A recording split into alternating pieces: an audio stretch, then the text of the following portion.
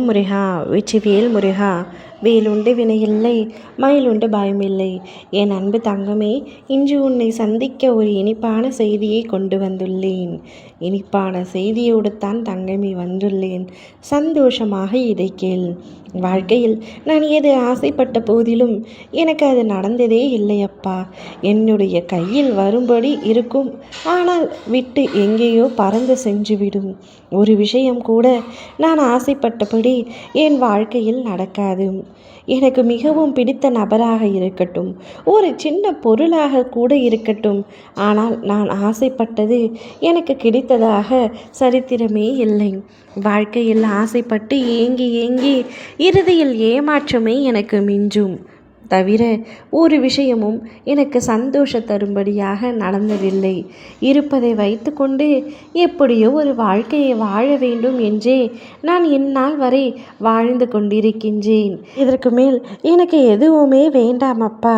ஏதோ இருக்கின்ற வரை என் வாழ்க்கையை நான் வாழ்ந்துவிட்டு செல்கிறேன் என்று இந்த வாழ்க்கையில் வெறுப்பும் அமைதியும் இரண்டுமே கலந்து உன் வாழ்நாட்கள் கழித்து கொண்டிருக்கின்றாய். தங்கமே, எதற்காக இவ்வளவு வெறுப்பு? வாழ்க்கையின் மீது ஆசைப்பட்டது கிடைக்கவில்லை என்ற வெறுப்பு, ஏக்கம் வந்து இப்பொழுது வெறுப்பாக மாறிவிட்டது. கவலை கொள்ளாதே. இனி உன்னுடைய வாழ்க்கையில் நீ எதை ஆசைப்படுகின்றாயோ அது அப்படியே நடக்கப் போகின்றது. நீ எதையெல்லாம் என்னிடம் கேட்டாயோ அவையெல்லாம் ஒவ்வொன்றாக உனக்கு நான் நிறைவேற்றி தரப்போகின்றேன். நீண்ட நாட்களாக நிறைவேறாத விஷயங்கள் கூட உனக்கு நிறைவேறப் போகின்றது. உன் அப்பா நான் மனது வைத்து விட்டேன். இனி அதை யாராலும் தடுக்க முடியாது. சில விஷயங்கள் நடக்குமா நடக்காதா என்று மனதிற்குள் ஏக்கம் இருக்கின்றது. அந்த ஏக்கத்தினை போக்கி உனக்கு சந்தோஷமாக அந்த விஷயத்தை நான் முடித்து தருகின்றேன்.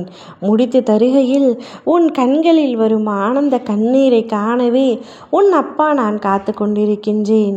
என்னடா இது வாழ்க்கை என்று யோசித்து கொண்டிருந்த நீ இந்த வாழ்க்கைக்கு என்ன குறை என்று மாற்றும் அளவிற்கு உன்னுடைய வாழ்க்கையில் மாபெரும் மாற்றத்தை கொண்டு வரப்போகின்றேன். இனிப்பான செய்தி என்று சொன்னேன் அல்லவா? அந்த செய்தி என்ன தெரியுமா? இன்று இரவுக்குள் உனக்கு ஒரு நல்ல செய்தி வரப்போகின்றது.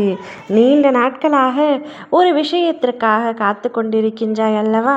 அந்த விஷயம் இன்று உன் வீடு தேடி வரப்போகின்றது.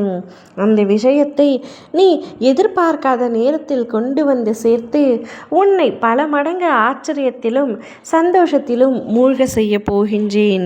என் பிள்ளையான நீ ஆனந்தமாக இருக்க வேண்டும் என்பதுதான் அப்பாவின் ஆசை.